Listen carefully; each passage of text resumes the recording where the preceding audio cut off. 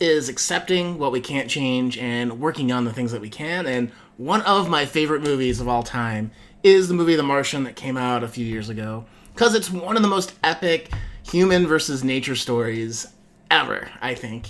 In the most harsh environments. And it's really admirable and inspirational to see someone take a tough situation and having to make not the best choices, like strapping a nuclear reactor to the back of your rover for warmth, when survival makes it necessary. And there's so many things we can learn from this. And I was just rewatching it yesterday. And so what can we learn from The Martian? Number one, I am totally a huge nerd. So I'll get that out of the way.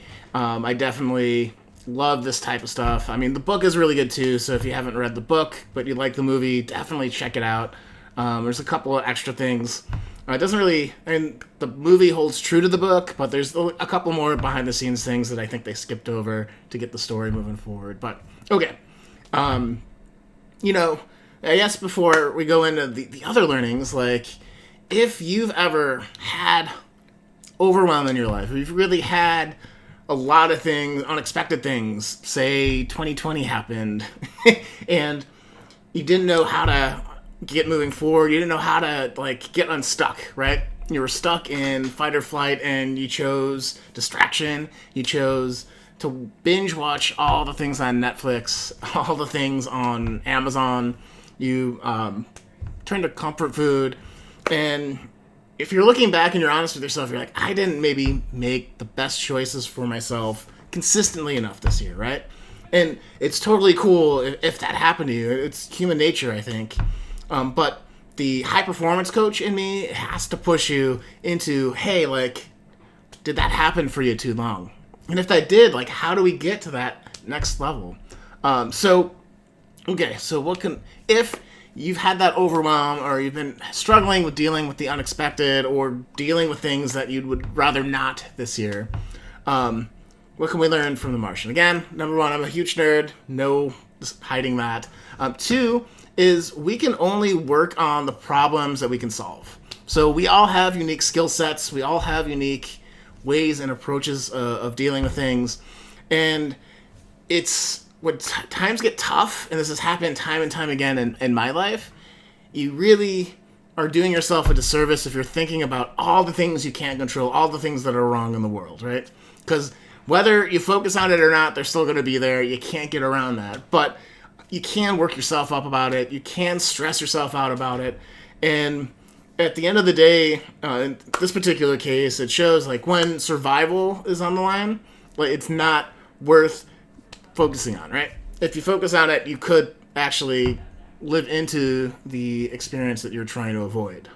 So with him, it's the main character, Mark Watney, is dying on Mars. So we don't want that, right? So don't focus on that's the thing that could happen, but he focuses on, hey, I'm a botanist. I can farm Mars for food until NASA can come pick me up. So super, super cool. Spoiler alerts if you haven't seen the movie, but if you haven't seen it by now, guys, what's going on, right?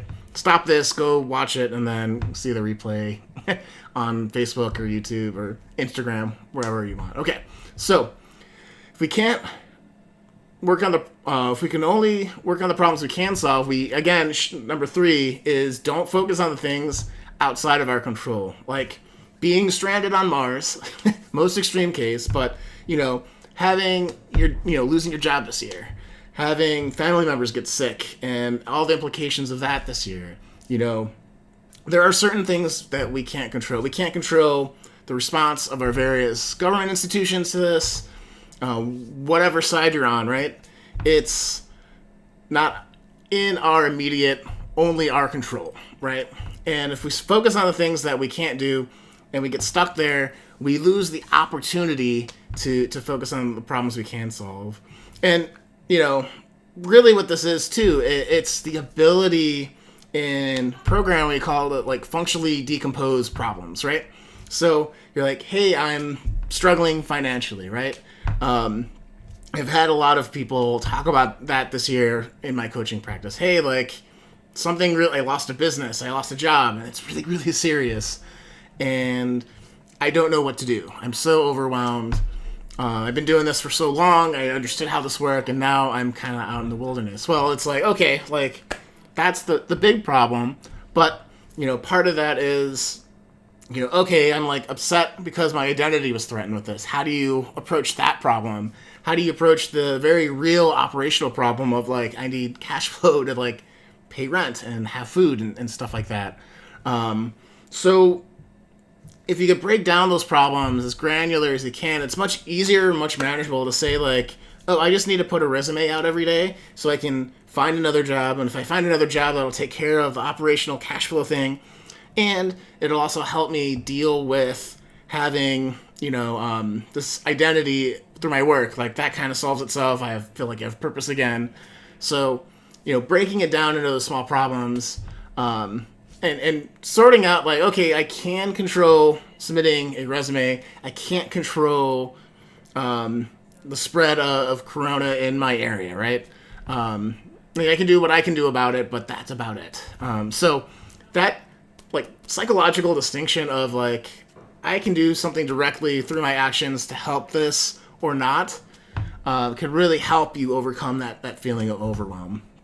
And the last thing I think that a lot of people miss from the movie that I think is really cool is that even if you feel isolated and alone, and a lot of people have this year, you can still have a team that's working to help you win, cheering you on, challenging you to be better, trying to help you overcome the struggles and get out of that overwhelm, get out of that stress, and to live life, to be able to continue on stronger, to solve problems. And, a lot of times I think when we feel isolated and alone, we forget that there's other people around us that can help us on and cheer us on. So if any of that resonated with you guys, you can always go to SeanButler.com/coaching. I have a free video training on the 6 habits of success based in high performance. So it's stuff that everyone can learn and use and implement in their lives. So many people get so much out of it. So if that is something you're interested in, go check that out. It's a free video. It's about 40 minutes at this point. And then when you go on there, you watch the video, you also have a chance to qualify for a free 1-hour strategy session with me to think about coaching if you do need that extra support.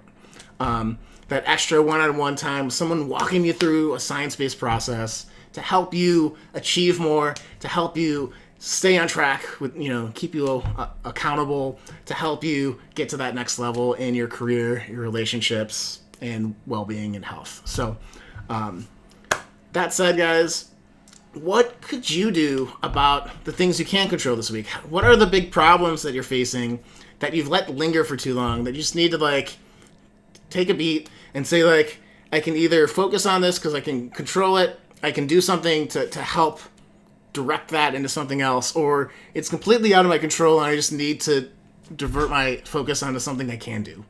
That's what I'll leave you with today.